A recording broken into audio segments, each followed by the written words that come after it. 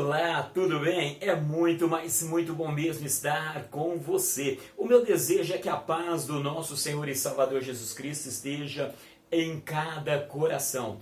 Eu sou o presbítero Daniel Vitor e faço parte da equipe de monitores do IBAD aqui na Cidade Franca. Estou aqui na Assembleia de Deus Jardim Aeroporto 3 e gostaria de trazer para você um comentário sobre o capítulo 4 da nossa primeira unidade do livro de hermenêutica. Esse capítulo 4 que traz como tema a hermenêutica bíblica na história da igreja. Estaremos abordando da patrística até a reforma protestante. Isso quer dizer, a partir dos primeiros pais da igreja até a reforma protestante. Nós vamos ver que no final do primeiro século, todos os livros da Bíblia já estavam escritos. Lembrando que todos esses livros do Novo Testamento foram escritos no primeiro século da igreja, pois o Antigo Testamento foi escrito antes de Cristo, como nós vemos no capítulo anterior, e o Novo Testamento iniciou-se logo após a morte de Cristo. Passaram-se alguns anos e iniciou-se a escrita do Novo Testamento, sendo que ele foi todo escrito no primeiro século. Então, no final do primeiro século, todos os livros já estavam escritos e nós não sabemos muito sobre os primeiros pais da igreja, mas nós sabemos que eles tiveram como referência o Novo Testamento e também o Velho Testamento. Eles, nas suas escritas, eles falam muito sobre o Antigo como o Novo Testamento. A partir do segundo século, nós começamos a perceber que o desenvolvimento dos primeiros princípios hermenêuticos, eles se prendem a três diferentes centros na vida da igreja. Nós vamos ver três pontos importantes, que é a escola de Alexandria, a escola de Antioquia e também a escola ocidental. Primeiramente, vamos comentar um pouco sobre a escola de Alexandria. Essa escola de Alexandria, ela é importante por quê? Porque a cidade de Alexandria, ela era um centro de estudo onde ali se encontrava tanto a religião judaica como a filosofia grega. E ali elas se entrelaçavam, elas se influenciavam, uma influenciava a outra. Os principais representantes dessa escola, nós podemos dizer, foram Clemente de Alexandria e também o seu discípulo Orígenes. Ambos consideravam a Bíblia como inspirada por Deus em sentido estrito e participavam da opinião de seu tempo de que regras especiais deviam ser aplicadas. Por quê? Porque nem todas as pessoas podiam ler a Bíblia, interpretar a Bíblia. Nem todos tinham condições de interpretar a Bíblia. Então essa era a visão, tanto de Clemente como de Orígenes. Clemente ele desenvolveu uma teoria de 5 sentidos. Cinco sentidos que estavam ligados às escrituras sagradas: sentido histórico, doutrinário, profético, filosófico e místico. Então ele acreditava que a Bíblia tinha esses 5 sentidos. Orígenes foi notável sucessor de Clemente, tendo aprendido junto ao seu mestre. Orígenes foi além tanto em saber como em influência. Orígenes foi o maior teólogo do seu tempo. Ele, assim como seu mestre, ele cria que as escrituras eram uma vasta alegoria na qual cada detalhe é simbólico.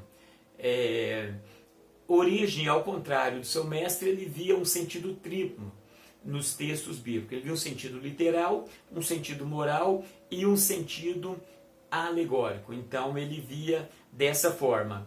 A escola de Antioquia, percebendo o crescente abandono no sentido literal das escrituras por parte dos pais alexandrinos, vários líderes da igreja de Antioquia da Síria enfatizaram a interpretação histórico-gramatical. Isso é, segundo os antioquinos, o intérprete deve buscar o sentido mais próximo da intenção do escritor e atentar ao significado daquele texto para os primeiros leitores. Então, para a escola de Antioquia, eles tinham uma visão oposta aos alexandrinos. Por quê? Porque eles não aceitavam a Bíblia simplesmente numa visão alegórica, mas eles viam o seu sentido literário. Então eles falavam o seguinte, que ao ler nós devíamos procurar se aproximar ao máximo daquilo que o autor queria transmitir para nós. Então essa era a visão da escola de Antioquia. Embora se acredite que foi Luciano o fundador da escola de Antioquia, outros nomes ganharam maior enfoque. O primeiro deles foi Diodoro. Este elaborou a obra intitulada Que Diferença Há entre Teoria e Alegoria. Então ele trabalhou exatamente essa questão para contrapor a questão da alegoria. No entanto, os dois mais ilustres componentes da escola de Antioquia ainda viriam. Tratava-se de Teodoro de Mopsuestia e João Crisóstomo. Alguns historiadores eruditos acreditam ter sido Teodoro o maior intérprete da escola de Antioquia. Ele foi chamado o príncipe da exegese.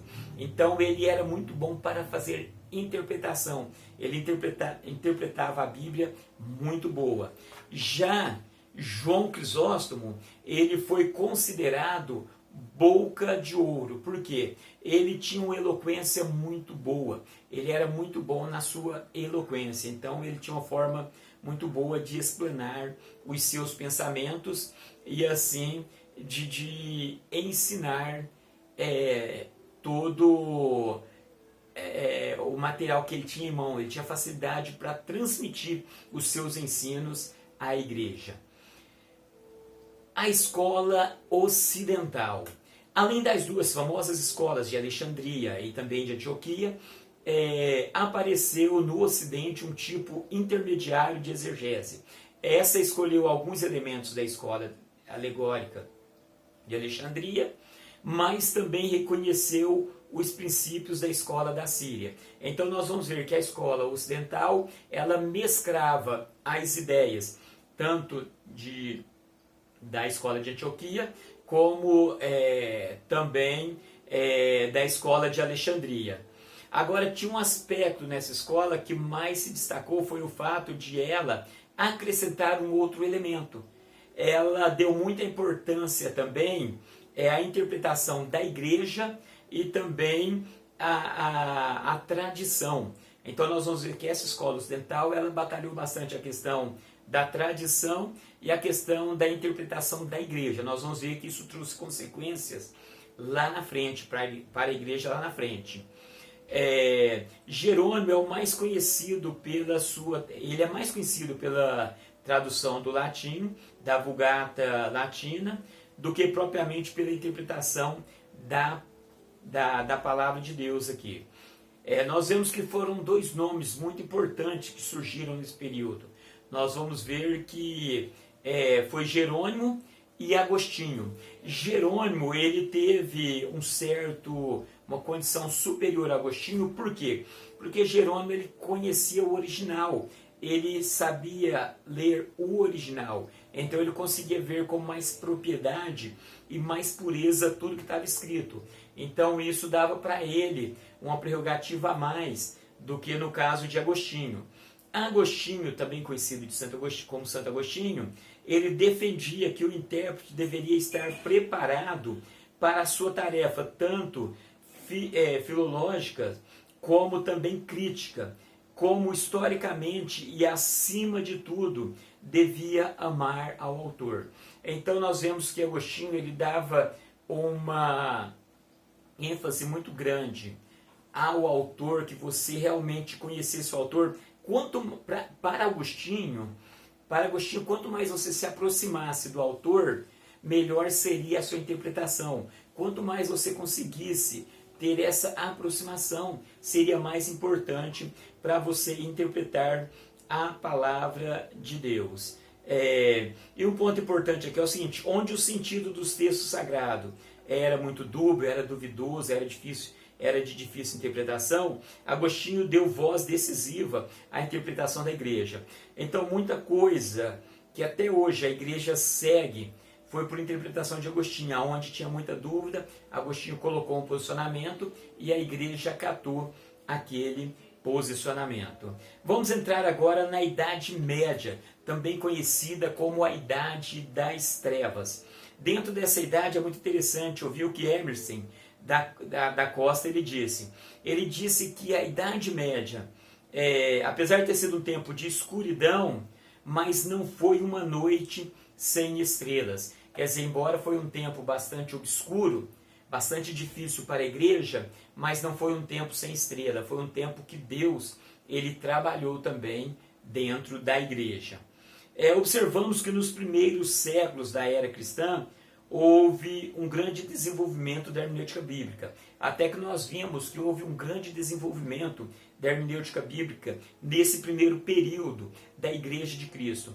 Nós vamos ver que no período da Idade Média já foi um período onde já não se teve tanto desenvolvimento desses estudos da palavra de Deus. Por quê? Porque o que predominava era simplesmente a Vulgata Latina e também a tradição. Lembra que eu falei lá atrás a questão da tradição que ia trazer problema? Por quê? Porque na Idade Média o que valia era a voz da igreja, era a tradição e depois a palavra de Deus. Então a prioridade era a palavra da igreja, também a tradição e por fim a Bíblia Sagrada. Então esse foi o contexto da Idade Média. Nós vamos ver que, embora predominasse o método de Agostinho, outros tipos de exegese ainda estavam sendo desenvolvidas.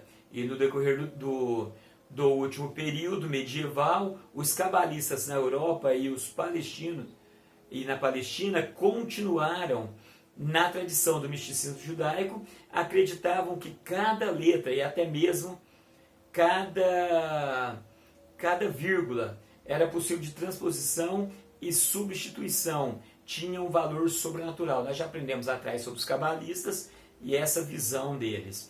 O primeiro nome a se destacar na Idade Média foi o de Gregório o Grande.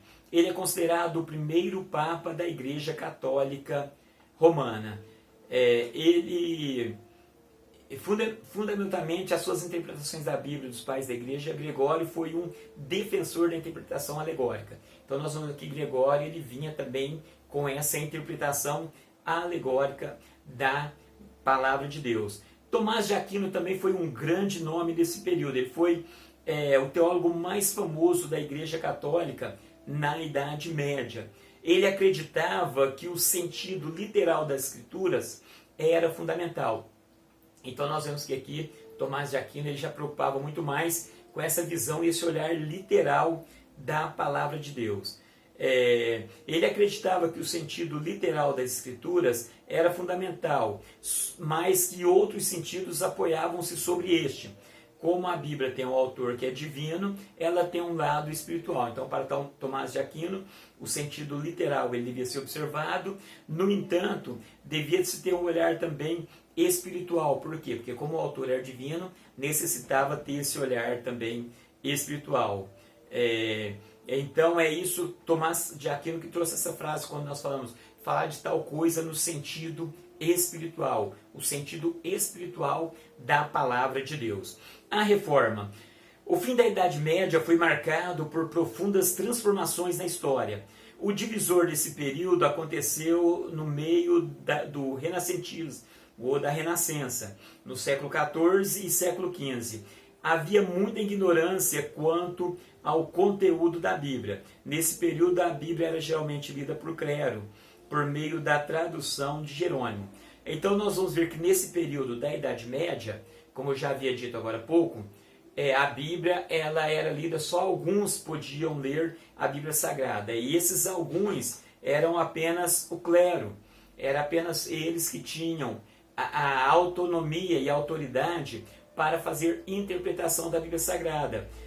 As demais pessoas que frequentavam as reuniões, elas simplesmente ouviam o que o clero lhe passava. Eles simplesmente recebiam daquela forma. Eles não tinham a Bíblia na mão ali, eles não podiam ver. Eles simplesmente ouviam o que era passado para eles. Então foi um período onde o conhecimento da Bíblia ele ficou muito limitado. Ele ficou muito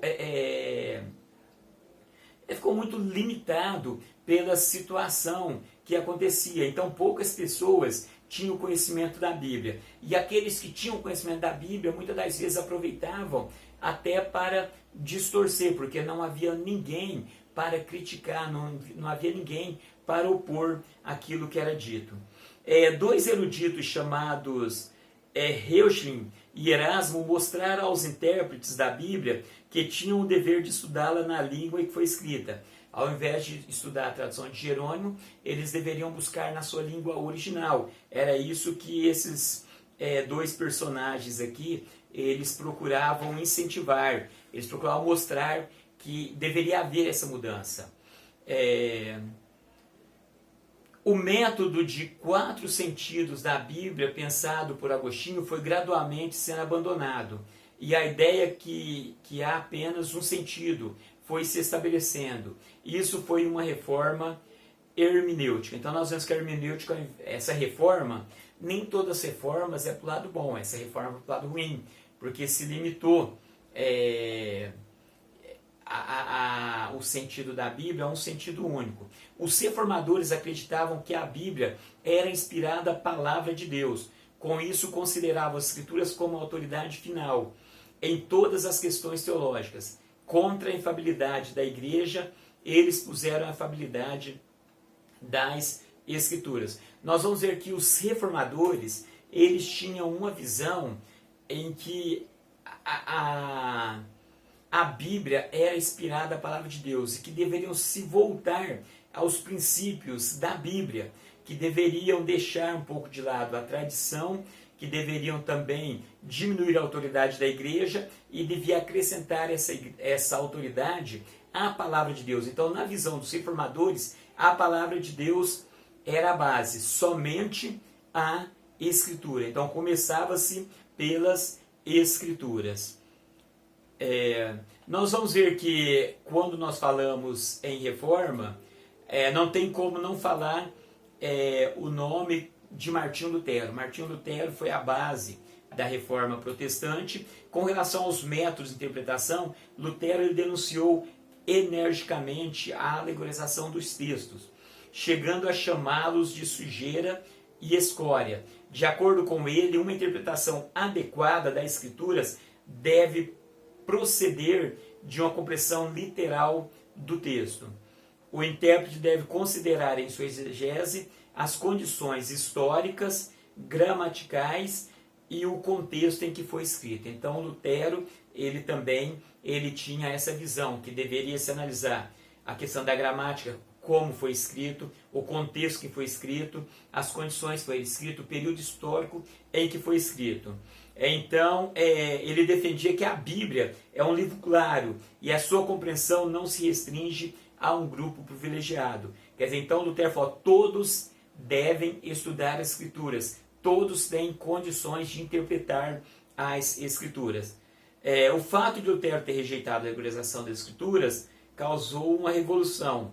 O estilo alegórico estivera arraigado à igreja havia séculos. Ao abandonar esse método, Lutero viu-se forçado a encontrar um outro meio de explicar aos crentes como o Antigo Testamento se aplicava ao Novo Testamento. Ele fez isso com o argumento de que o Antigo e o Novo Testamento apontam para Cristo. Então Lutero, quando ele tirou aquela visão alegórica que estava predominante, ele tinha que mostrar uma outra forma de se interpretar a palavra de Deus. Então o que Lutero fez? Ele mostrou, ele provou dentro da palavra de Deus que do Gênesis ao Apocalipse, a Bíblia sempre mostra Cristo, que Cristo é a base total da Bíblia. Surge também um outro camarada nesse período aí, João Calvino. Quando falamos dos reformadores, sem dúvida o nome de João Calvino destaca como o maior exegeta da reforma protestante. As suas exposições abrangem quase todos os livros da Bíblia. Calvino concordava em geral com os princípios articulados por Lutero. Também acreditava que a iluminação espiritual é necessária.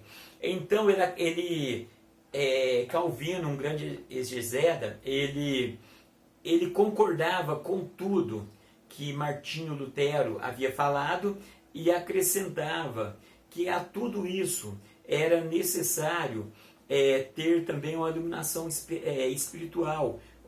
Então ele acreditava que o Espírito Santo era muito importante, era fundamental para que nós pudéssemos compreender a palavra de Deus. Com relação aos métodos de interpretação, Calvino rejeitou a interpretação alegóricas, chamando-os de jogos fúteis. Ele achava que a alegorização das Escrituras era uma artimanha de Satanás para obscurecer o sentido da Bíblia Sagrada. Ele acreditava firmemente na significação tipológica de muitas coisas no Antigo Testamento. Calvino enfatizava a sentença: a Escritura interpreta a própria Escritura, pois, segundo ele aludia à importância do estudo da gramática, do contexto das palavras e de passagens paralelas, em lugar de trazer para o texto o significado do próprio intérprete. Então perceba que tanto Lutero como Calvino, eles tinham visão dessa busca pela gramática, pelo original, por aproximar o máximo do sentido do que a Bíblia Sagrada estava trazendo. Embora Calvino tenha compartilhado de muitas ideias de Lutero com relação à interpretação das Escrituras, provavelmente ele o superou em harmonizar suas práticas exegéticas com uma teoria. Um ponto que Calvino discordava de Lutero era a ideia de que Cristo podia ser encontrado em toda parte da Escritura. Ele reduziu o número de salmos que poderiam ser considerados messiânicos, e enfatizou que os profetas deveriam ser interpretados à luz da circunstância da história. Quer dizer, nem todos os salmos ele via como messiânico, o que a gente vê como messiânico, ele via como messiânico, e também ele reduziu a questão dos profetas, que cada profeta devia ser analisado de acordo com o seu tempo. Então ele reduziu um pouco dessa visão de que Cristo estava em toda a Bíblia. No prefácio de seu comentário sobre Romanos, Calvino escreveu que a primeira preocupação do intérprete é deixar o autor dizer o que realmente diz, em vez de atribuir-lhe o que achamos que ele deveria dizer. É importante para você que gosta de pregar e ensinar, nós já falamos lá atrás, e aqui nós voltamos a falar sobre isso. Então é importante deixar que o autor diz o que ele quer dizer, não dizer o que nós queremos que ele diga. Calvino conhecia profundamente as Escrituras, o que fica evidente no fato de suas Institutas, que são 1.755 citações do Antigo Testamento e 3.098 do Novo Testamento. Esse camarada realmente conhecia a palavra de Deus. Que nós possamos aprender com todos esses escritores e nós vamos dar sequência. Fiquem com Deus, até a nossa próxima aula. E eu te convido, se você ainda não é aluno do IBAD, procure mais próximo de você, aqui em Franca. Nós temos, é só procurar ali na nossa igreja sede, nós temos o curso do IBAD ali em várias congregações. E se você é de outra cidade, entre no site, procure aí pelos cursos do IBAD, seja um aluno do IBAD, seja abençoado. Fiquem com Deus e até a próxima.